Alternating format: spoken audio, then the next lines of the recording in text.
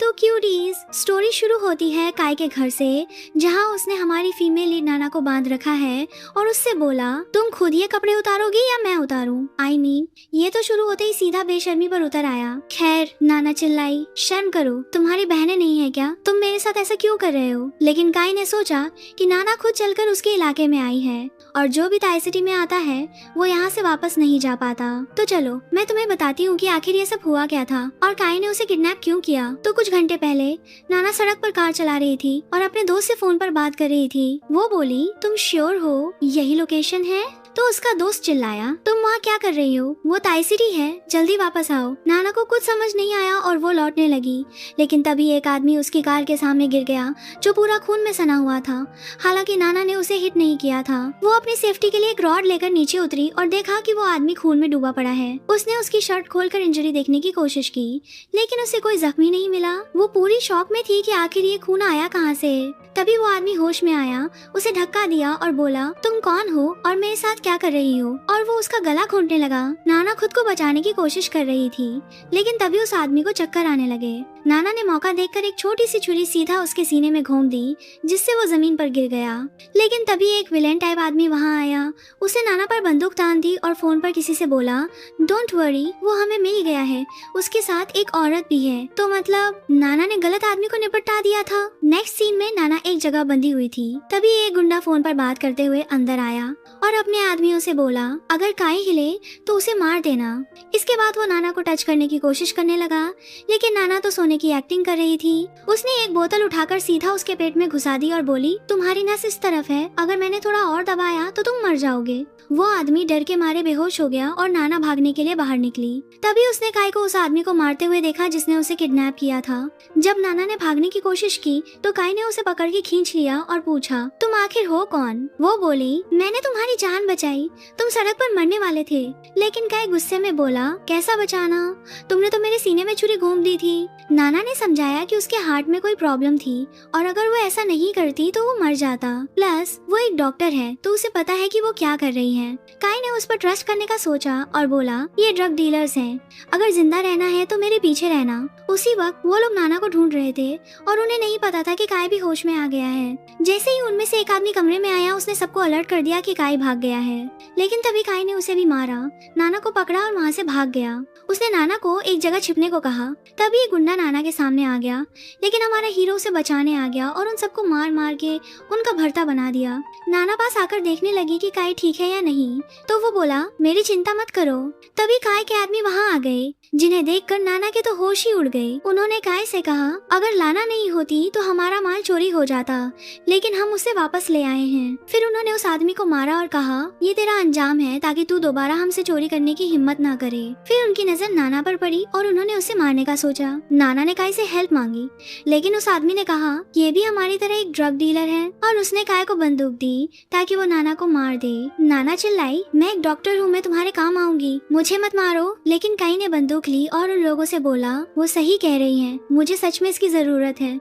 इसे ऐसे फेंकने की बजाय पहले इसके साथ थोड़ा मजा करते हैं, फिर मार देंगे। मतलब ये एकदम डार्क विलन लग रहा है। फिर वो आदमी बोला, सही कहा, लेकिन तुझे तो औरतों में कोई इंटरेस्ट नहीं है, इसे मेरे लिए छोड़ दे, मैं पहले मजा करूंगा। लेकिन काई बोला, नहीं, अब ये मेरी नजरों में और भी हॉट हो गई है। और ये बोलकर वो उसे पकड़ता है और सीधा अपने साथ कमरे में ले जाता है। कमरे में जाकर वो नाना को सीधा बेड पर फेंक देता है और उसके ऊपर आ जाता है, क्योंकि वो लोग बाहर खड़े सब सुन रहे थे। फिर वो नाना से बोला, चिल्लाओ ताकि बाहर वाले तुम्हें सुन सकें, वरना मैं तुम्हें प्रोटेक्ट नहीं कर पाऊंगा। नाना शॉक में थी और सोची कि ये मेरी मदद क्यों कर रहा है। काई बोला, चिल्ला रही हो या मैं अपने तरीके से चिल्लाऊं? और उसने नाना को बेड पर बांध दिया।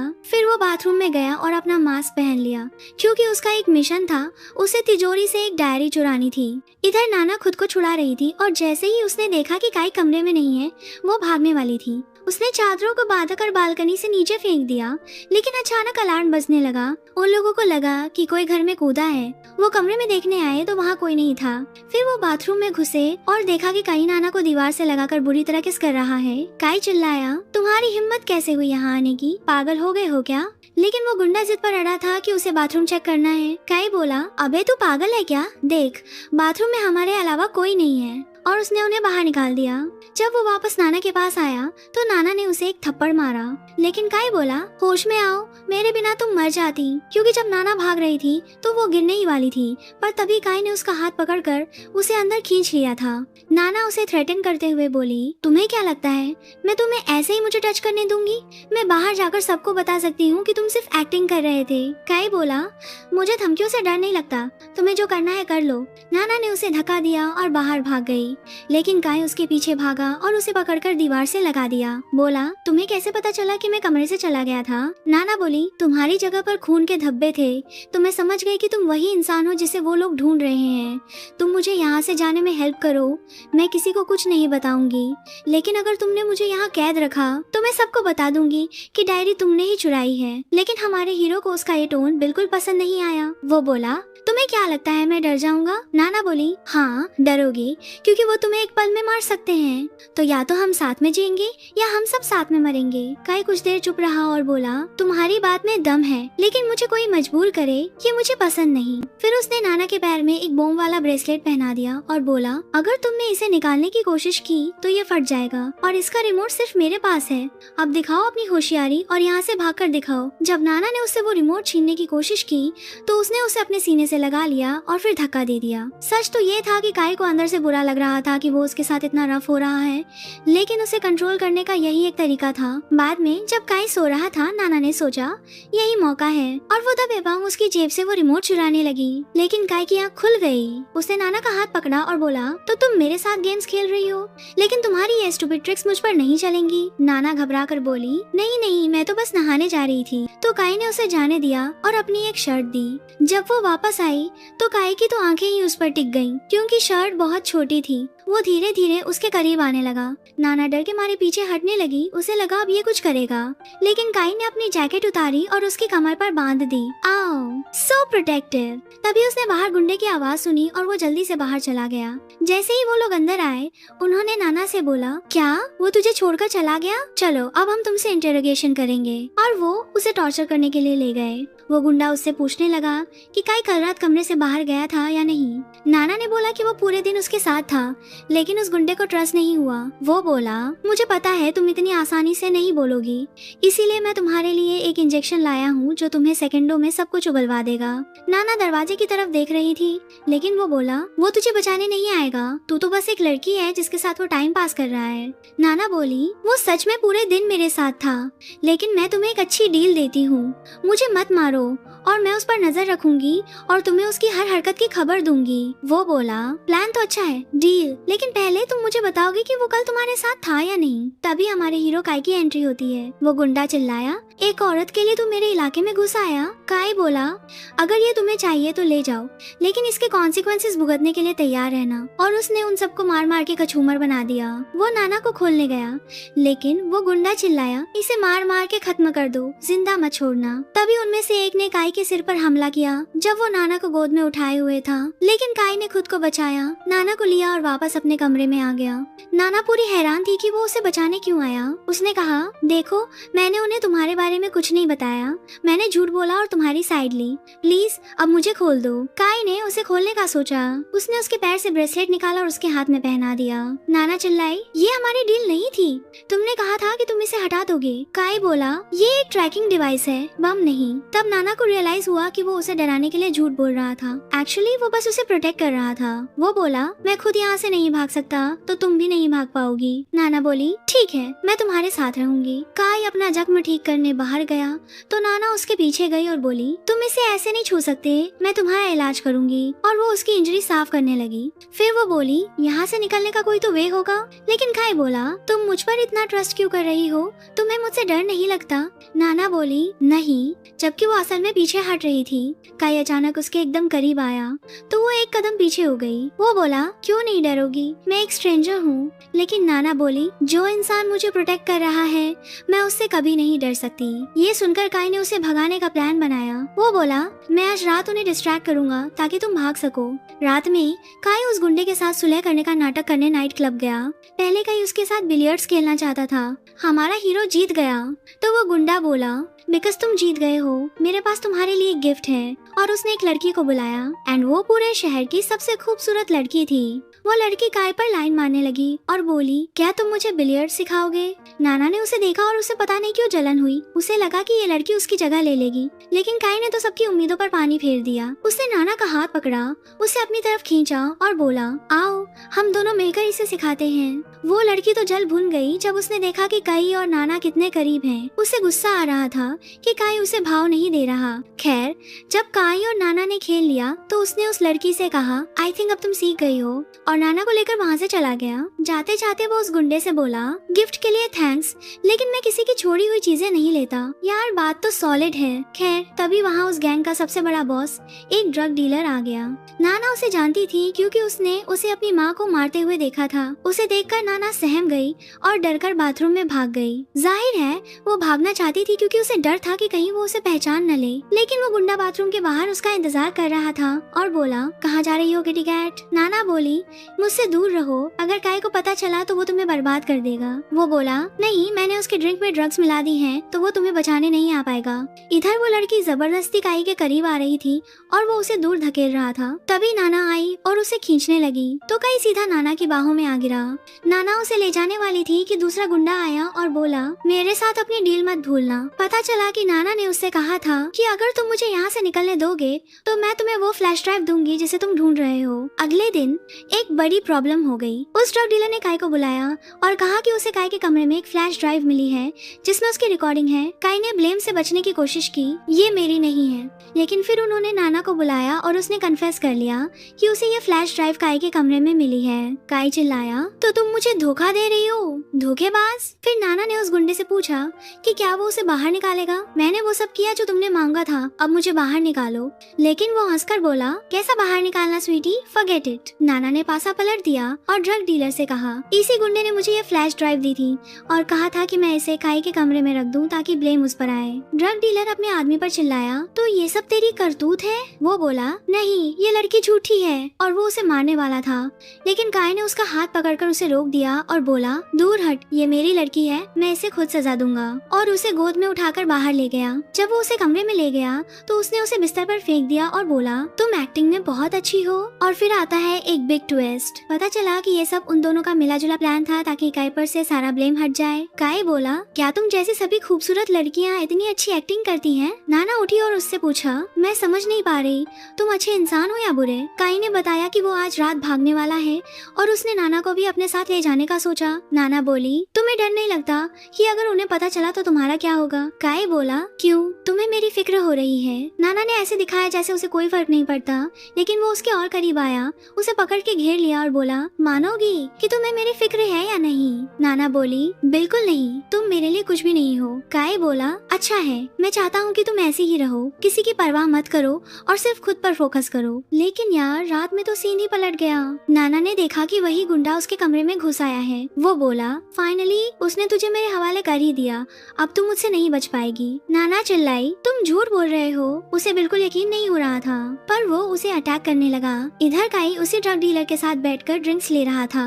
डीलर बोला, उस लड़की को उस गुंडे के पास भेज दे, वो किसी काम की नहीं है। काई उठकर जाने लगा, लेकिन डीलर ने उसे रोक दिया और बोला, या तो ये लड़की या हमारे बीच की डील और काम, चॉइस तेरी है। काई बेचारा बैठ गया, उसे समझ ही नहीं आ रहा था कि क्या करे। जैसे ही डीलर नशे में टल्ली हुआ, काई ने बाथरूम जाने का बहाना बनाया, पर वो बाथरूम नहीं जा रहा था गाइस। उसने पूरी बिल्डिंग की पावर कट कर दी, अपनी टोपी और मास्क पहना और सीधा नाना को बचाने भागा। लेकिन जब वो अंदर पहुंचा तो उसके तो होश ही उड़ गए। उसने देखा कि वो गुंडा जमीन पर पड़ा है और उसकी आंख फूटी पड़ी है, क्योंकि नाना ने रेजर से उसकी आंख पर हमला कर दिया था। काई ने उससे पूछा, वो कहाँ गई, बोल। वो बोला, तू कौन है? तो काई ने उसकी दूसरी आंख भी फोड़ दी ताकि वो फिर कभी देख ही ना सके, और फिर वो नाना को ढूंढने बाहर भागा। उस वक्त नाना ने उस गुंडे की बंदूक उठा ली थी और एक क्लिफ की तरफ भाग रही थी ताकि पानी में कूद सके, लेकिन तभी काय पहुंच गया और बोला, रुको, काम डाउन। नाना चीखी, दूर रहो, तुमने भी मुझे बिट्रे किया जबकि मैंने तुम पर ट्रस्ट किया था। काय बोला, नहीं, जो हुआ वो एक मिसअंडरस्टैंडिंग थी, मुझे एक्सप्लेन तो करने दो। लेकिन नाना ने बिना सोचे समझे समझे उसे कंधे पर शूट कर दिया और पानी में कूद गई। नेक्स्ट सीन में हॉस्पिटल में जब नाना की आंख खुली तो उसने एक नर्स को अपने पास देखा। उसे कुछ फील नहीं हो रहा था तो वो फिर से सो गई। उसने सपना देखा कि काय उसे मारने आ रहा है। वो इस नाइटमेयर से जागी तो बाहर फायरवर्क्स हो रहे थे। नर्स आई और उसे हैप्पी न्यू ईयर बोलकर एक सेब दिया, लेकिन नाना को सिचुएशन थोड़ी वियर्ड लग रही थी। जैसे ही वो बाहर निकली उसने देखा कि नर्स बेहोश पड़ी है। वो फौरन छिप गई क्योंकि वो समझ गई थी कि ये एक ट्रैप है। जिन गुंडों ने उसे किडनैप किया था वो उसे मारने और अपने दोस्त की आंख का रिवेंज लेने आए थे। वो जल्दी से लिफ्ट की तरफ भागी और वो लोग उसके पीछे नहीं आ पाए। जैसे ही वो बाहर निकली उसे सिक्योरिटी गार्ड की ड्रेस में एक आदमी मिला। उसने उसे सब कुछ बताया कि कुछ लोग उसके पीछे पड़े हैं। वो बोला, मेरे साथ रहो, मैं तुम्हें यहाँ से बाहर निकाल दूंगा। लेकिन ऑब्वियसली वो भी उसी गैंग का था। नाना ने ये तब नोटिस किया जब उसने उसकी पीठ पर टैटू देखा। उसने उसे धक्का दिया और भागी, लेकिन वो रूफटॉप तक उसके पीछे आ गया। नाना ने उसे मारने के लिए एक डंडा उठाया और जैसे ही वो पास आया उसने उसे मारा, लेकिन उस आदमी का शरीर तो जैसे लोहे का था, उसे कुछ हुआ ही नहीं। वो रेलिंग की तरफ भागी तो उसने उसे पकड़ लिया और उसका गला घूंटने लगा जब तक कि उसकी आंखों के सामने अंधेरा नहीं छा गया। जब उसकी आंख खुली तो उसने अपने सामने काय को पाया। उसने उससे भागने की कोशिश की लेकिन भाग नहीं पाई तो उसने सीधा उसे एक स्लैप मार दिया। ऑनेस्टली गाइस, लड़के ने उसे कुछ नहीं किया था, उसे बचाने का यही रिवॉर्ड मिला। वो बेचारी शुरू से ही गलत समझ रही थी। खैर, काय गुस्से में बोला, अगर मैं नहीं होता तो तुम रूफटॉप पर मर चुकी होती। मैंने तुम्हें बचाया और तुम मुझे ये सिला दे रही हो। नाना चिल्लाई, तुमने मुझे बचाया क्यों? मुझे वहीं मरने देते। तुम्ही ने तो मुझे पहले उनके हवाले किया था। पर यार, ये लड़की भी पागल है। वो उसे मिलियन बार बोल चुका है कि ये एक मिसअंडरस्टैंडिंग थी और उन्होंने उसे किडनैप किया था। अपनी अच्छाई प्रूफ करने के लिए काय ने उसे उसके जूते पहनाए और बोला, मैं तुम्हें पुलिस स्टेशन ले जा रहा हूँ ताकि तुम उनके खिलाफ रिपोर्ट कर सको और अपने घर वापस जा सको। पुलिस स्टेशन के सामने नाना हैरान थी कि वो उसकी हेल्प क्यों कर रहा है। वो बोली, तुम्ही ने तो कहा था कि मैं सिर्फ खुद पर फोकस करूं। तुम अपनी एडवाइस पर खुद क्यों नहीं चल रहे और मुझे बचाने क्यों आ गए? काय बोला, ताकि तुम मेरे खिलाफ पुलिस में कंप्लेन न कर दो। समझ लो, एक फेवर के बदले दूसरा फेवर। सच तो ये था कि उसे फील हो रहा था कि वो नहीं चाहता कि नाना जाए, लेकिन वो मजबूर था। वो बोला, अपना ख्याल रखना। लेकिन जैसे ही वो उतरी उसे एक डेंजरस मैसेज आया। काय फौरन नीचे उतरा, उसे अपनी तरफ खींचा और बोला, पुलिस हमें ढूंढ रही है, हम अभी पकड़े जा सकते हैं। जब वो भागने लगे तो एक ऑफिसर ने उन्हें देख लिया और उनके पीछे भागा, पर वो लास्ट मोमेंट पर एस्केप करने में कामयाब रहे। नाना बोली, पुलिस हमें क्यों चाहती है? हमने कुछ नहीं किया। काई ने बताया कि जिस ऑफिसर ने उसे रूफटॉप पर पकड़ा था वो मर गया है। ऑब्वियसली नाना के दिमाग में आया कि काई ने ही उसे मारा है क्योंकि उसी ने उसे बचाया था। लेकिन काई बोला, क्या तुम मुझ पर ट्रस्ट करोगी अगर मैं कहूँ कि मैंने उसे हाथ भी नहीं लगाया? नाना बोली, ठीक है, मुझे तुम पर यकीन है। पर और वो अपना सेंटेंस पूरा भी नहीं कर पाई थी कि काई अनकॉन्शियस होकर नीचे गिर गया। पता चला कि उसे गोली लगी हुई थी। वो उसे पास की एक जगह पर ले गई ताकि वो बुलेट निकाल सके। उसने कहा कि गोली निकालते टाइम उसे शॉक लग सकता है, इसलिए उसे हिम्मत रखनी होगी। लेकिन काई बोला, मेरी चिंता मत करो, मैं इतनी आसानी से नहीं मरूंगा। और ऑपरेशन शुरू होने से पहले उसने सिगरेट जलाई क्योंकि इस लड़के के दिमाग में सिर्फ नाना के ही ख्याल चल रहे थे। खैर, नाना उसे सिगरेट जलाने के लिए कैंडल लेकर पास आई। एंड गाइस, मैं तुम्हें उन दोनों के बीच के उस रोमांटिक आई कांटेक्ट और केमिस्ट्री के बारे में क्या ही बताऊं। दोनों के बीच हाई रोमांटिक टेंशन बढ़ गई। फिर जब वो बुलेट निकाल रही थी तो वो दर्द से मर रहा था और चिल्ला रहा था। नाना बोली, बस निकल गई, अब मैं वाउंड स्टिच कर दूंगी। लेकिन वो अचानक फेंट हो गया। वो उसे जगाने लगी और बोली, तुमने कहा था तुम नहीं मरोगे, उठो काई, भगवान के लिए उठो। तभी उसने उसका हाथ पकड़ा और बोला, रो क्यों रही हो? मैंने कहा था ना, मैं इतनी आसानी से नहीं मरता। अगले दिन जब वो जागा तो उसने नाना को अपने बिल्कुल करीब पाया और लड़की सच में चांद का टुकड़ा लग रही थी। कोई भी उसकी जगह होता तो उस पर मर जाता। नाना बोली, गुड मॉर्निंग, चलो मैं तुम्हारा वुंड क्लीन कर दूं। लेकिन जब वो ड्रेसिंग चेंज कर रही थी तो वो बहुत नर्वस और शाय फील कर रही थी और उसकी आंखों में नहीं देख रही थी। काई बोला, तुम मेरी आंखों में क्यों नहीं देख रही? वो बोली, बस ऐसे ही। लेकिन उसने उसे खींचकर अपनी गोद में बिठा लिया और बोला, अब सच बताओगी या मैं अपने तरीके से उगलवाऊं? नाना बोली, पहले तुम बताओ कि तुम मुझे बचाने क्यों आए थे, असली रीजन क्या था? लेकिन इन बेचारों की किस्मत में आराम कहाँ? वो ड्रग डीलर उन्हें फिर से ढूंढने आ गया। जाहिर है वो दूर तक एस्केप नहीं कर पाए। डीलर ने कहा, जो चिप तुमने ली है वो निकालो वरना मैं तुम्हें मार दूंगा। दूंगा, लेकिन काई ने मना कर दिया क्योंकि वो चिप उसके लिए बहुत इंपॉर्टेंट थी। तभी नाना बोली, मैं तुम्हें दे दूंगी, बस इसे छोड़ दो। जब डीलर ने उसे चिप लेने की कोशिश की तो नाना ने उसे खिड़की से बाहर फेंक दिया। काई को पकड़ा और जंगल में भाग गई, लेकिन काई अब और नहीं चल पा रहा था क्योंकि उसका घाव अभी भी फ्रेश था। वो बोला, चिप कहाँ है? नाना ने उसे चिप निकाल कर दे दी क्योंकि उसने उस आदमी को एक फेक चिप देकर बेवकूफ बनाया था। लेकिन उसने काई से पूछा, क्या ये चिप इतनी इम्पोर्टेंट है कि तुम इसके लिए अपनी जान रिस्क में डाल रहे हो? काई बोला, हाँ, मेरी पूरी लाइफ इस चिप पर डिपेंड करती है। अगर उसने ये ले ली तो सब खत्म। और फिर वो बेहोश हो गया। नाना उसे एक शांत जगह पर ले गई ताकि वो रेस्ट कर सके, लेकिन वो एक नाइटमेयर से जागा। नाना उसके पास उसे शांत करने गई, लेकिन वो बोला, तुमने मुझे क्यों बचाया? और अजीब तरह से उसके करीब आने लगा, जबकि वो पीछे हटने की कोशिश कर रही थी। नाना बोली, मुझे बस गिल्ट फील हुआ, लेकिन उसे यकीन नहीं हुआ और वो उसे फोर्सफुली किस करने ही वाला था। पर वियर्ड बात ये थी कि इस बार नाना ने उसे रोका नहीं, जैसा वो हर बार करती थी। काई बोला, देखा, इस बार तुमने मुझे नहीं रोका, मतलब तुम भी मेरे प्यार में पड़ गई हो, जबकि मैंने तुम्हें वार्न किया था कि मुझसे लव मत करना क्योंकि तुम बहुत कुछ खो दोगी। नाना बोली, हाँ, करती हूँ तुमसे प्यार, खुश, और मुझे पता है कि हम कभी एक साथ नहीं हो सकते। अचानक उन्होंने किसी के पास आने की आवाज सुनी। वो भागे और समुद्र के किनारे क्लिफ्स पर चढ़ गए, जहाँ वो ट्रैप हो गए और भागने का कोई रास्ता नहीं था। ऑब्वियसली उस आदमी का पूरा फोकस चिप लेने पर था क्योंकि उसमें बहुत डेंजरस इंफॉर्मेशन थी। काई ने चाकू निकाला और उन्हें दूर रखने की कोशिश की, लेकिन वो नाना को थ्रेटन करने में कामयाब रहे। प्लस काई घायल था तो वो ज्यादा देर तक उनका मुकाबला नहीं कर सकता था। उस आदमी ने कहा, बेहतर होगा कि तुम चिप दे दो, लेकिन काई ने मना कर दिया। तो उसने उसके पेट में मुक्का मारा ताकि वो चिप निकाले, लेकिन नाना उस पर चिल्लाई, बस करो मॉन्स्टर्स, उसे अकेला छोड़ दो। वो बोला, तुम चुप रहो, मुझे समझ नहीं आ रहा कि मैंने तुम पर कैसे ट्रस्ट कर लिया, जबकि मुझे पता है कि तुम उस औरत की बेटी हो जिसे मैंने मारा था। तो ऑब्वियसली तुम मेरी तरफ नहीं होगी और मुझसे झूठ बोलोगी। ये सुनकर काई के होश उड़ गए। फिर उस आदमी ने काई से कहा, चिप दे दो वरना इसे अपनी आंखों के सामने मरते हुए देखोगे। काई ने झूठ बोलने का सोचा और कहा, मार दो इसे, मुझे कोई फर्क नहीं पड़ता, ये मेरे लिए वैसे भी कुछ नहीं है। वो बोला, वाह रे शेमलेस, तुम्हारे पास तो दिल ही नहीं है, लेकिन फिर भी मैं इसे मारूंगा। तभी काई बोला, रुको, उसे कुछ मत करना, पास आओ, मैं तुम्हें बताता हूँ चिप कहाँ है। वो आदमी बिना ट्रस्ट किए पास आया तो काई ने उसे स्टैब कर दिया और उसके आदमियों को भी मारा। तभी एक आदमी काई के सिर पर शूट करने वाला था, लेकिन नाना ने जमीन से बंदूक उठाई और उसे मारने से पहले ही गोली चला दी। वो ये सोचकर शॉक में थी कि एक डॉक्टर होते हुए उसने किसी को मार दिया। काई ने उसे शांत किया और बोला, चिंता मत करो, सब कुछ खत्म हो गया है। वो चाहता था कि नाना यहाँ से चली जाए और अपनी लाइफ फिर से जिए। वो बोला, इस दलदल में दोबारा कभी मत लौटना। लेकिन अचानक वो ड्रग डीलर उठा और बोला, मैं तुम्हें यहाँ से जाने नहीं दूंगा, मैं तुम दोनों को मार दूंगा। लेकिन काई ने नाना की जगह वो गोली खुद खा ली।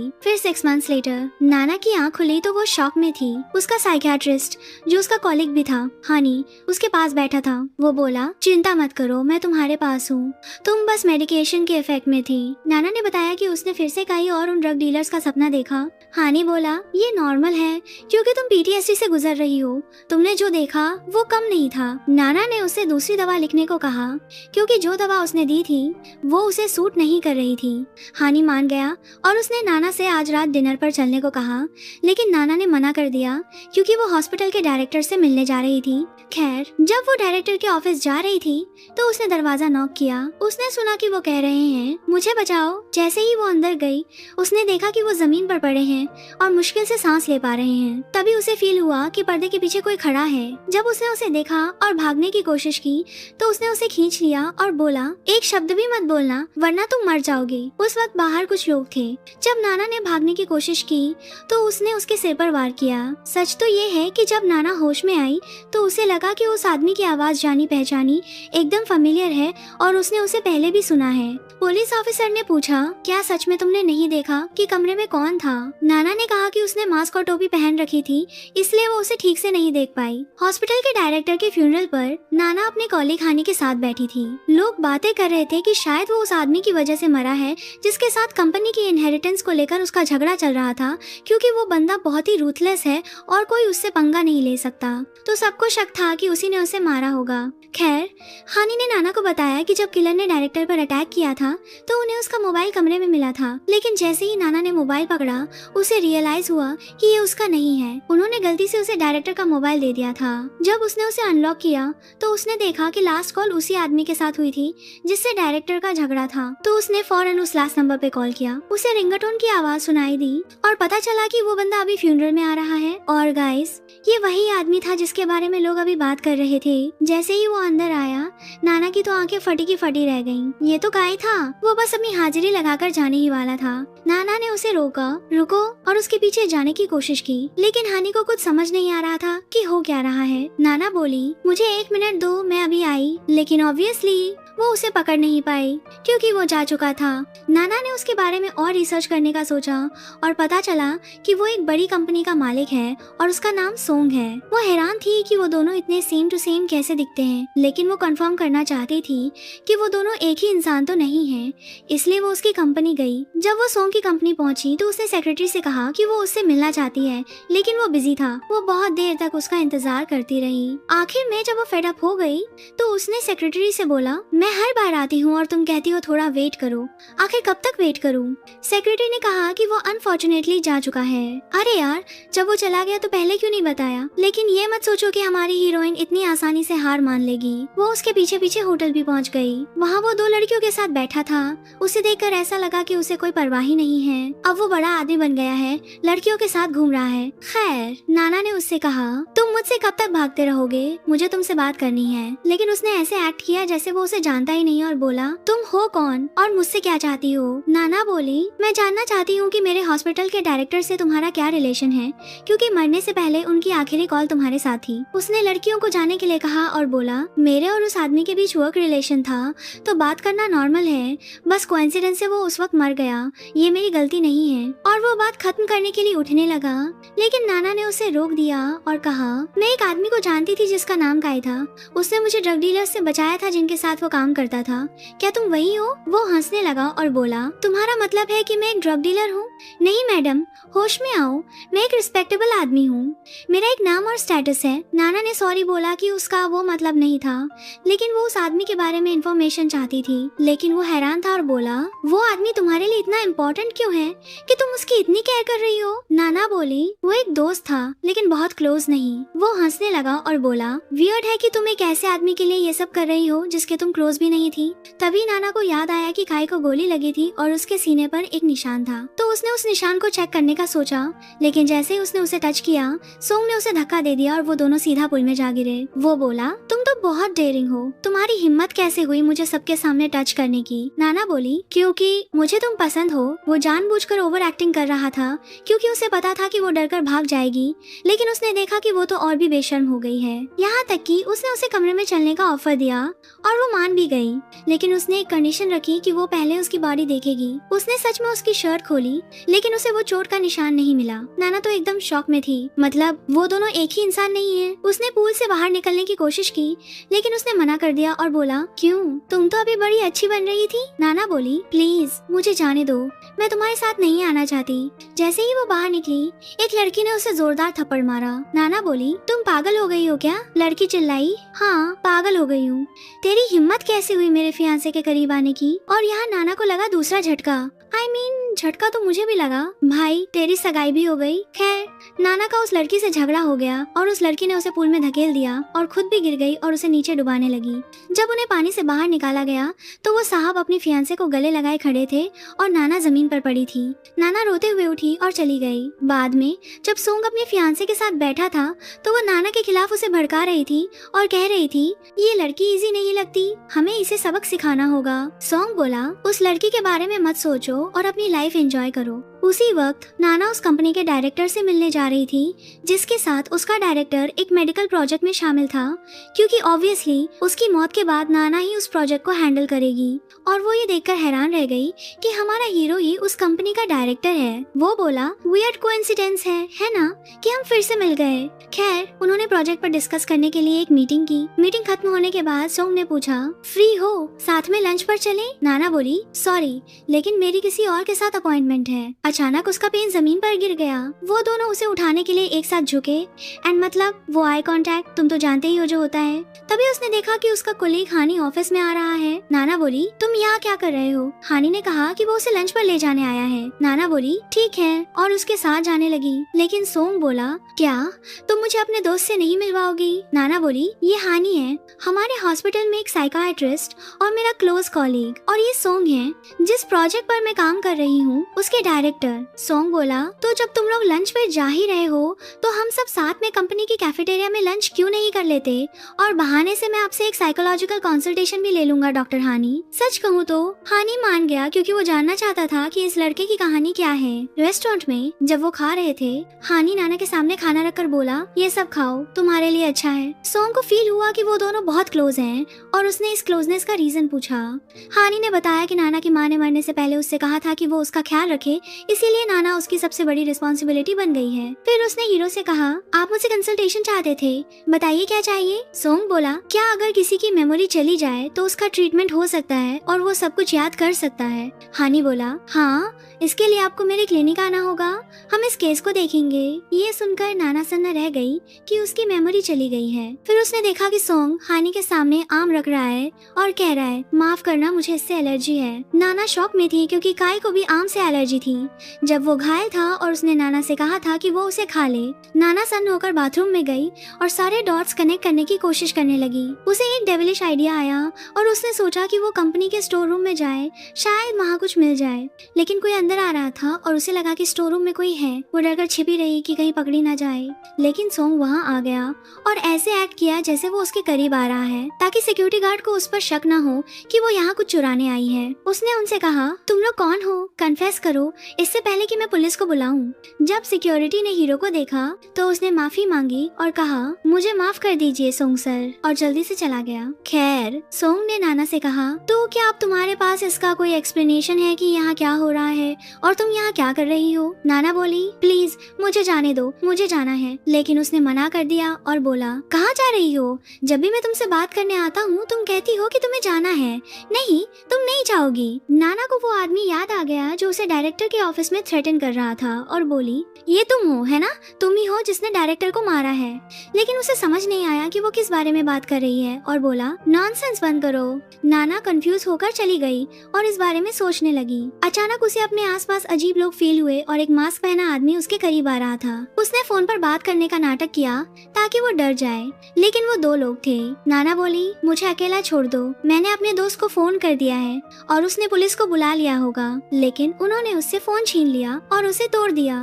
तभी सोंग अपनी कार से आया, नीचे उतरकर उसे बचाया और अपने साथ ले गया। जब वो कार में बैठी तो बोली तुम यहाँ क्या कर रहे हो? ये जरूर कोई कोइंसिडेंस नहीं है और ये लोग भी अचानक नहीं आए। लेकिन उसने हैरानी से जवाब दिया ऑब्वियसली मेरा यहाँ आने का कोई प्लान नहीं था और मैं इन लोगों को नहीं जानता। लेकिन वो उसे हिंट दे रही थी कि उसे उस पर शक है। सोंग बोला देखो मैं तुम्हें कैसे प्रूव करूँ मुझे नहीं पता, लेकिन ठीक है तुम्हें जो सोचना है सोचो, मैं खुद को डिफेंड नहीं करता रहूंगा क्योंकि तुमने अपने दिमाग में जो है उसी पर यकीन करने की ठान ली है। और फिर नाना डिसाइड करती है कि वो हॉस्पिटल के डायरेक्टर की मौत की और इन्वेस्टिगेशन करेगी। वो अपने दोस्त को बोलती है कि उसे गैरेज के कैमरे की फुटेज चाहिए। उन्होंने एक कार स्पॉट की जो एंट्रेंस के ठीक सामने थी, मतलब जो भी यहाँ आता जाता है उस कार का कैमरा उसे रिकॉर्ड करता है। उन्हें बस उस कैमरे तक पहुँचना था। तो नाना की दोस्त अपनी ब्यूटी का यूज करने का प्लान बनाती है ताकि वो लोग अंदर जा सकें। गैरेज में उसके दोस्त ने एक्ट किया जैसे उसके पैर में मोच आ गई है ताकि सिक्योरिटी गार्ड उसकी हेल्प करने लगे और नाना अंदर घुस जाए। लेकिन दूसरे सिक्योरिटी गार्ड ने उसे देख लिया और उसका पीछा किया।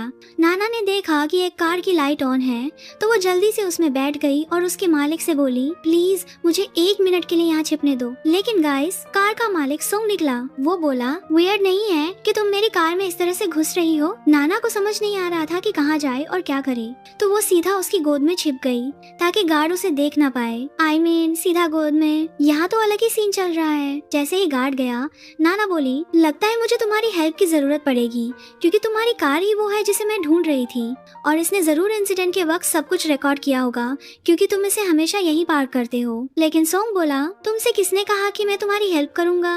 मैंने हाँ नहीं बोला। नाना बोली, अगर तुम हाँ नहीं कहोगे तो इसका मतलब है कि तुम भी इस क्राइम में शामिल हो। लेकिन सोंग बोला, मैंने तुम्हें मिलियन बार कहा है, मैं खुद को प्रूव नहीं करूंगा ऐसी चीज के लिए जिसमें मेरा हाथ नहीं है। नाना बेचारी होप खोकर उतर गई। नेक्स्ट सीन में हॉस्पिटल में नाना के पास एक पेशेंट आता है जिसके सिर पर चोट लगी थी। जब वो उसका ट्रीटमेंट कर रही थी तो उसने वही टैटू देखा जो उन ड्रग डीलर्स की बॉडी पर था और उसके तो होश ही उड़ जाते हैं। वो उसके खिलाफ रिपोर्ट करने ही वाली थी, लेकिन वो उसके पीछे आकर उसे दीवार से सटा दिया और उसका गला घूंटने लगा। पर लकीली हमारा हीरो उसे बचाने आ गया और पूछा, तुम ठीक हो?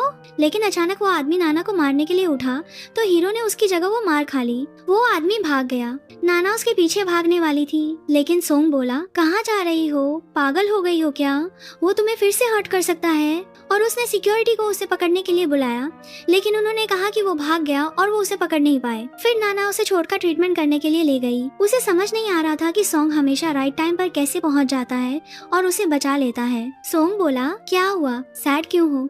तुम्हें मेरी फिक्र हो रही है? नाना को उसकी वही बातें याद आ गईं जो उसने मेमोरी लॉस से पहले कही थी, जब वो उसकी हेल्प करता था और वो परेशान हो जाती थी क्योंकि वो हर बार उसकी जगह चोट खाता था। नाइट क्लब में वो अपने दोस्त के साथ बैठी थी और सब चिल था, लेकिन उसकी दोस्त बाथरूम गई। तभी वेटर आया और उसके सामने शैंपेन रख दी। कुछ ही सेकंड में उसे चक्कर आने लगे। वेटर आया और बोला, चलो मैं तुम्हें होश में आने में हेल्प करता हूँ, लेकिन उसने उसे धक्का दिया और बाथरूम की तरफ भागी।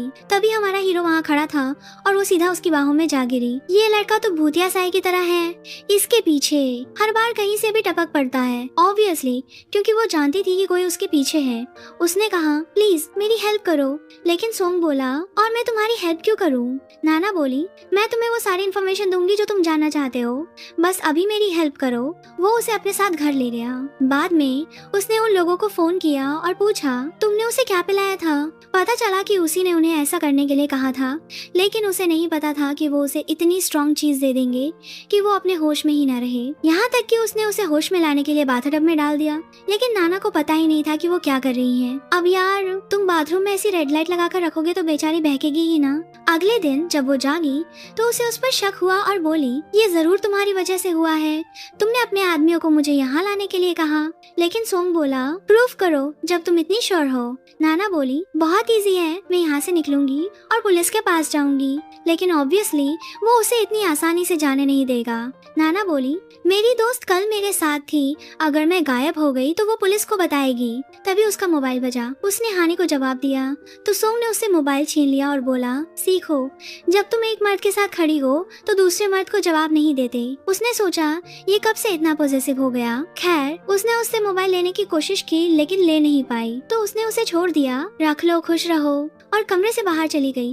लेकिन वो जल्दी से वापस आई और डेस्क के नीचे छिप गई। सोंग डेस्क के पास आया और बोला, तुम पागल हो क्या, बाहर निकलो। लेकिन उसने देखा कि उसकी टॉक्सिक फियांसे आ रही है, तो वो समझ गया कि नाना क्यों छिपी है और मैडम उसके लिए खाना लेकर आई थी। जब वो उसे टेबल पर रख रही थी तो उसने मोबाइल गिरा दिया। वो उसे उठाने के लिए झुकी, लेकिन सोंग बोला, तुम रहने दो, मैं उठाता हूँ, और उसे उठाने के लिए झुका ताकि वो नाना को ना देख ले, और उसे मोबाइल दे दिया। बाद में सोंग नाना को हॉस्पिटल छोड़ने गया, लेकिन वो उसका मोबाइल वापस नहीं दे रहा था जब तक कि वो उसे ये न बता दे कि वो काई और उन ड्रग डीलर्स को क्यों ढूंढ रही है। तभी उसकी दोस्त फोन कर रही थी। नाना ने मोबाइल छीनने की कोशिश की, लेकिन उसने मना कर दिया और कॉल उठाकर स्पीकर पर डाल दिया ताकि वो सुन सके कि वो क्या कहेगी। उसने सुना कि वो कह रही है, कहाँ है तू लड़की? मैंने वेटर से सुना कि तुम कल रात सोंग के साथ चली गई थी, कहीं तुम उसके प्यार में तो नहीं पड़ गई? तुमने तो कहा था कि वो तुम्हारा टाइप नहीं है, या तुम मुझसे झूठ बोल रही थी? वो उसकी बातों पर हंसने लगा और उसे मोबाइल दे दिया। वो बोला, सीरियसली तुम्हारा टाइप नहीं हूँ? तो फिर तुम्हारा टाइप कौन है? नाना बोली, तुम बहुत इरिटेटिंग हो, चुप रहो। लेकिन उसने फिर से पूछा कि वो ड्रग डीलर्स को क्यों ढूंढ रही है। नाना चिल्लाई, क्योंकि वो मेरी माँ के किलर्स हैं। खुश आओ। तभी हानि दरवाजा नॉक कर रहा था। सोंग ने उसके लिए कार का दरवाजा खोला और वो गुस्से में उतर गई। हानि ने पूछा, तुम ठीक हो? उस लड़के ने तुम्हारे साथ कुछ किया? वो उस पर चिल्लाई, वो मेरा कुछ नहीं बिगाड़ सकता। बाद में जब वो स्टोर रूम में थी, कुछ गुंडे उसे हर्ट करने आए। ये उसकी टॉक्सिक फियांसे ने भेजे थे, लेकिन नाना ने उन्हें थ्रेटन किया कि वो उन्हें रिकॉर्ड कर रही है और अगर उन्होंने उसे चोट पहुंचाने की सोची तो वो रिकॉर्डिंग वायरल कर देगी। लेकिन अचानक किसी ने स्टोर रूम में आग लगा दी और ये वो गुंडे नहीं नहीं थे। वो जल्दी से बाहर भाग गए और उसे वहीं छोड़ गए। इधर हीरो के पास उसकी सेक्रेटरी ने उसे बताया कि हॉस्पिटल के पास उनका स्टोर रूम चल रहा है। वो जल्दी से उस तबाही को रोकने भागा। उस वक्त हानी नाना को बचाने गया था, लेकिन जब उसने धुआं देखा तो वो अंदर जाने से डर गया और बोला, चिंता मत करो, फायर ब्रिगेड और एम्बुलेंस अभी आ रही हैं। अबे तो तू किस काम का है? लेकिन हमारा हीरो एक ट्रू वॉरियर डरा नहीं और उसे बचाने अंदर घुस गया और वो कायर हानी बाहर खड़ा बस देखता रहा। हॉस्पिटल में जब नाना की आंख खुली तो उसने हानी को अपने पास पाया। वो बोला, तुमने मुझे डरा दिया था। नाना ने पूछा, मुझे यहाँ कौन लाया? हानी बोला, ऑब्वियसली मैं। अगर मैं नहीं होता तो तुम उस आग से बाहर नहीं निकल पाती। और उसने झूठा क्रेडिट ले लिया कि उसने उसे बचाया है। फिर वो उसे गले लगाने के लिए आगे बढ़ा, जबकि नाना शॉक में थी कि हीरो उसे देखने नहीं आया। लेकिन उसने देखा कि हीरो बाहर खड़ा है। हानी बोला, अगर तुम ऐसे ही चुप रही तो मैं समझूंगा कि तुम हमारे रिश्ते के लिए रेडी हो। लेकिन नाना ने हीरो को अंदर आने के लिए आवाज दी और हानी से उन्हें अकेला छोड़ने को कहा। जैसे ही वो बाहर गया, नाना बोली, मैं अच्छी तरह जानती हूँ कि तुम्हें पता है कि मेरी माँ को मारने वाला ड्रग डीलर कहाँ है। तुम्हें मुझे उसके पास ले जाना होगा, वरना मैं पुलिस को बता दूंगी। सॉन्ग उसकी हेल्प करने के लिए मान गया।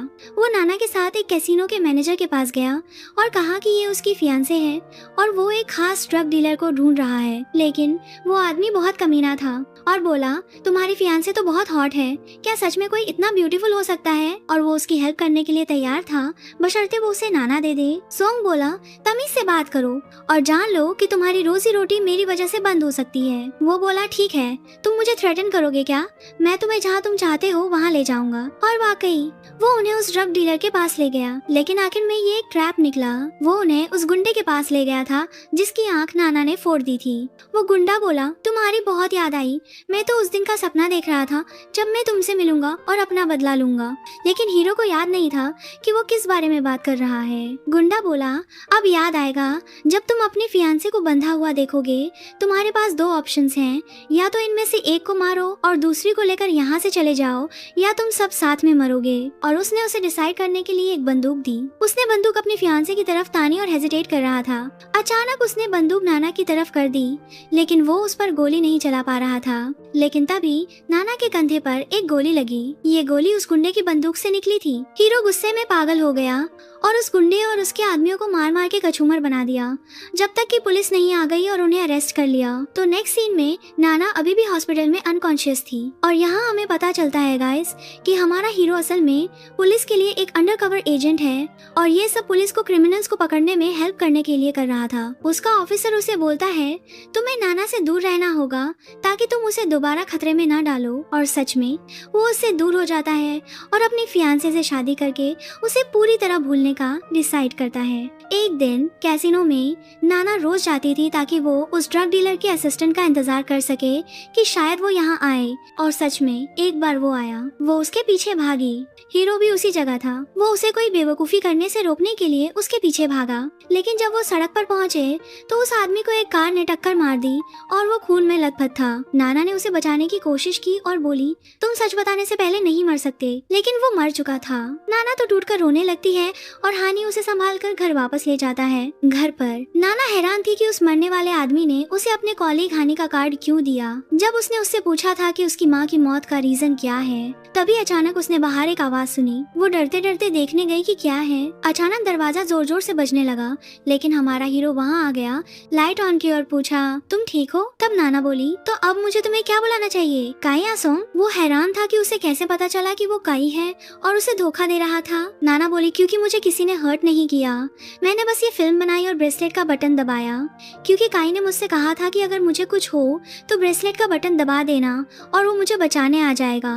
और देखो, तुम खुद चलकर आ गए। वो बोली, मुझे बिलीव नहीं हो रहा कि तुमने मुझसे इतने टाइम तक ये सब छिपाया, और वो भी सिर्फ कंपनी के लिए। लेकिन चिंता मत करो, मैं किसी के सामने तुम्हारी आइडेंटिटी एक्सपोज नहीं करूंगी और इसे मेरी तरफ से आखिरी फेवर समझो। एक दिन वो और उसका कोलीग हानी एक मेडिकल सेमिनार में थे। कोइंसिडेंस से हीरो और उसकी फियांसे भी उसी होटल में जा रहे थे। रिसेप्शन पर लड़की ने उन्हें बताया कि सिर्फ एक ही कमरा बचा है, तो वो उसे लेने के लिए मान गए। लेकिन हीरो ने उनसे कहा, तुम दोनों एक कमरे में नहीं रह सकते जबकि तुम्हारे बीच कुछ नहीं है। उसकी फियांसे बोली, तुम बहुत इंटरफेयर करते हो, ये तुम्हारा बिजनेस नहीं है। और वो हानी के साथ कमरे में चली गई ताकि हीरो को जला सके। अब भाई तुम अपनी फियांसे के साथ होटल में चिल करने आए हो और इस बात से जल रहे हो कि नाना हानि के साथ एक ही कमरे में रहेगी। कमरे में हानि नहा रहा था। नाना ने उसका लैपटॉप खोला और उसमें फ्लैश ड्राइव लगाई ताकि वो उससे इंफॉर्मेशन निकाल सके। लेकिन जब उसे लगा कि वो बाहर आने वाला है तो उसने जल्दी से फ्लैश ड्राइव निकाल ली। वो बाहर आया और उसके करीब आने की कोशिश करने लगा, लेकिन नाना ने काम का बहाना बनाकर उसे दूर कर दिया। वो बोला, मैं तुम पर ज्यादा वेट नहीं करूंगा, बेहतर होगा कि तुम जल्द से जल्द मेरे पास आ जाओ। बाद में जब वो बाहर निकली तो उसे लिफ्ट में हीरो मिला। वो बोला, तुम्हारा और तुम्हारे इस हानि का क्या चक्कर है और तुम उसके साथ एक ही कमरे में कैसे रह सकती हो? नाना बोली, तुम्हें इससे क्या मतलब? तुम मेरी लाइफ में अपनी नाक क्यों घुसा रहे हो? अपनी फियांसे पर फोकस करो तो बेहतर होगा। और वो लिफ्ट से बाहर निकल गई। हानि उसका इंतजार कर रहा था, लेकिन हीरो तो डिसाइड करता है कि अब माहौल में आग लगानी ही पड़ेगी। उसने नाना को अपनी तरफ खींचा और हानि के सामने ही उसे बुरी तरह से किस करने लग जाता है। हानि उन्हें रोकने के लिए पागलों की तरह लिफ्ट की तरफ भागता है, लेकिन डोर ठीक टाइम पर बंद हो जाता है। फिर हीरो नाना से बोलता है, अगर तुम मुझसे लव नहीं करती तो तुमने मुझे रोका क्यों नहीं? नाना ने उसे एक थप्पड़ मारा और सोचा कि वो अपने कमरे में वापस नहीं जाएगी, क्योंकि हानि के साथ रहना डेंजरस है, खासकर जब उसे पता चल गया है कि वो उसकी माँ की मौत में शामिल है। लेकिन जब वो जा रही थी तो उसने हानि को हीरो की फियांसे के साथ खड़े देखा। वो कह रहा था, बेहतर होगा कि तुम अपने आदमी को कंट्रोल में रखो, मैं उसे दोबारा नाना के आसपास नहीं देखना चाहता, ये तुम्हें आखिरी चांस दे रहा हूँ। तभी हीरो ने फौरन नाना को खींचा, इससे पहले कि कोई उन्हें देख ले, और उसे अपने कमरे में ले जाता है। वो बोला, मुझे लगता है अब ये क्लियर है कि हानि तुम्हारे लिए खतरा है, बेहतर होगा कि तुम उससे दूर रहो और आज रात मेरे कमरे में रुको। लेकिन वो चुपचाप बैठने वाली नहीं थी, क्योंकि वो जानना चाहती थी कि हानि उसकी माँ की मौत का रीजन कैसे था। वो हॉस्पिटल गई और पता चला कि वहाँ एक फ्लोर बंद है जहाँ हानि और उसके आदमियों के अलावा कोई नहीं जाता। जब वो अंदर गई तो उनमें से एक ने उसे पकड़ लिया और पूछा, तुम कौन हो? वो जल्दी से भाग गई, इससे पहले कि वो उसे पकड़ पाता। लेकिन उसने देखा कि हानि गैरेज में उसका इंतजार कर रहा है। वो बोला, मैं तुम्हें घर वापस ले जाने के लिए ढूंढ रहा था। नाना बोली, थैंक्स, मैं खुद चली जाऊंगी। लेकिन उसने देखा कि उसके आदमियों ने उसे घेर लिया है और वो उसे अपने साथ ले गए। तभी हीरो ने उन्हें उसे ले जाते हुए देखा। जैसे ही वो अपनी कार घुमाने लगा, हानि उसके सामने खड़ा हो गया ताकि उसे रोक सके। एक सुनसान बिल्डिंग में नाना बंधी हुई थी, लेकिन हमारा हीरो हमेशा की तरह उसे बचाने और यहाँ से निकालने आ गया। जब उसे सिर पर चोट लगने वाली थी तो नाना ने उसे बचाया। उसने उसे रेलिंग की तरफ खींचा ताकि वो पानी में कूद सके। जब वो किनारे पर पहुँचते हैं तो नाना उसे होश में लाने की कोशिश करती है और कह रही थी, मरना मत, अभी भी बहुत से सवालों के जवाब देने हैं। तभी उन्होंने गुंडों को पास आते देखा। नाना उसे लेकर समुद्र के पास एक झोपड़ी में छिप गई, जब तक कि वो उसका इलाज न कर ले और वो ठीक न हो जाए। बाद में वो आज के लंच के लिए मछली पकड़ने निकले, लेकिन उनकी बैड लक, गुंडों ने उन्हें ढूंढ ही लिया और काय को इतना मारते हैं कि उसकी सांसें तक रुकने लगती हैं। पर समय रहते नाना ने गुंडे के सिर पर वार किया, हीरो को लिया और उसे घर वापस ले आई। वो बोली, चिंता मत करो, मैं तुम्हें बचाऊंगी, मैं तुम्हें मरने नहीं दूंगी। और हमेशा की तरह वो पिटता है और हमारी नाना उसका ट्रीटमेंट करती है। इन दोनों का तो यही साइकिल बन गया है। अचानक उसे एक पुलिस ऑफिसर का फोन आया। नाना ने जवाब दिया और कहा कि वो घर पर है और बीमार है। नाना ने ऑफिसर से सच्चाई जानने का सोचा। उसने बताया कि हमारा हीरो एक ऑफिसर है और उसी ने उसे ड्रग डीलर्स और उस बड़े परिवार के बीच एक अंडरकवर एजेंट बनाकर भेजा था ताकि वो उन्हें पकड़ सके। और उसने बहुत सारी इन्फॉर्मेशन हासिल कर ली थी। जहाँ तक तुम्हारी माँ और हॉस्पिटल के डायरेक्टर का सवाल है, वो दोनों भी विक्टिम बन गए। जब उन्होंने उस फैमिली के क्राइम्स के बारे में जान लिया तो उन्हें भी मार दिया गया। जब हीरो होश में आया तो नाना उसके पास रहने की कोशिश कर रही थी, क्योंकि उसे फीवर था और वो बीमार था, लेकिन उसने मना कर दिया और उसे भगाने की कोशिश कर रहा था। नाना बोली, मैं पास्ट को रिपीट नहीं होने दूंगी, अब मैं सच जानती हूँ, प्लीज मुझे अपने पास रहने दो, भले ही तुम मुझे नहीं चाहते। लेकिन वो उसे चाहता था, बस उसकी फिक्र कर रहा था। वो कुछ नहीं कर सका सिवाय इसके कि उसके करीब आए और आखिर में उसे अपने सीने से लगा लिया। बाद में पुलिस हॉस्पिटल गई और उस बंद फ्लोर पर ड्रग्स का बिजनेस करने वाले सभी क्रिमिनल्स को अरेस्ट कर लिया। उस वक्त हानि ने नाना को किडनैप कर लिया था और हीरो को फोन किया। वो बोला, अगर तुम अपनी बिल्ली को देखना चाहते हो तो तुम्हें उस जगह पर माल लाना होगा जो मैं बताऊंगा। नाना उस पर चिल्लाई, तुमने मेरी माँ को क्यों क्यों मारा? उनकी क्या गलती थी? वो बोला, मेरा इरादा उसे मारने का नहीं था, लेकिन उसने मेरा सीक्रेट जान लिया था। नाना बोली, मैंने भी तुम्हारा सीक्रेट जान लिया है, मुझे अब तक जिंदा क्यों छोड़ा है? तभी उसकी टॉक्सिक पार्टनर मंगेतर आई और वो नाना को मारना चाहती थी क्योंकि उसकी वजह से उसने काय को खो दिया था। लेकिन हानी ने उसे रोक दिया और बोला, पागलपन बंद करो। उसी पल हीरो वहाँ माल के साथ पहुँच गया। वो बोला, उसे मुझे दे दो और उसे खोलो, मैं तुम्हें माल दे दूंगा। उसने उसे खोला और कहा, हम एक ही टाइम पर एक्सचेंज करेंगे। और वाकई जब उसने नाना को छोड़ा तो हीरो ने बैग उसकी तरफ धकेल दिया, लेकिन उस चुड़ैल ने नाना पर गोली चला दी। पर हीरो ने उसकी जगह वो गोली खा ली। लेकिन इससे पहले कि वो भाग पाते पुलिस आ गई। बाद में वो हीरो को इलाज के लिए हॉस्पिटल ले गए। जब नाना उसके पास वापस आई तो वो अपने कमरे में नहीं था क्योंकि उसके बॉस ने उससे कहा था, तुम्हारी सॉन्ग वाली आइडेंटिटी पूरी तरह से गायब हो जानी चाहिए और तुम्हें एक नई आइडेंटिटी के साथ सामने आना होगा क्योंकि तुम्हारे पास एक और मिशन है जिसे तुम्हें पूरा करना है। और बस कहानी गोल गोल घूमने लगी और बेचारी नाना उसे ढूंढती रही। एक साल बाद हॉस्पिटल में उसकी दोस्त कह रही थी, चलो मैं तुम्हें आज बाहर ले चलती हूँ, एक ब्लाइंड डेट है, शायद तुम्हें अपनी जिंदगी का प्यार मिल जाए, उस लड़के की बजाय जिसे तुम वेट कर रही हो और जो वापस नहीं आने वाला। उसी वक्त हीरो उसके पास से गुजरा। नाना ने उसे देख लिया और उसे पकड़ने के लिए बाहर भागी, लेकिन वो जा चुका था। पता चला कि वो टाइम टाइम पर आकर उसे चेक करता था। तो काई और हमारी नाना की रिलेशनशिप काफी मुश्किल थी। दोनों के बीच इतना प्यार होने के बावजूद भी दोनों एक नहीं हो पाए क्योंकि इनकी लाइफ बहुत मुश्किल थी और वो बस नाना को हर मुसीबत से बचाना चाहता था और इसी तरह बचाता रहेगा। और इसी के साथ हमारी ये स्टोरी यहीं खत्म होती है। उम्मीद है आपको पसंद आई होगी। आपको स्टोरी कैसी लगी कमेंट्स में जरूर बताना। वीडियो को लाइक और शेयर करना मत भूलना। फिर मिलेंगे एक नई जबरदस्त स्टोरी के साथ। Bye bye.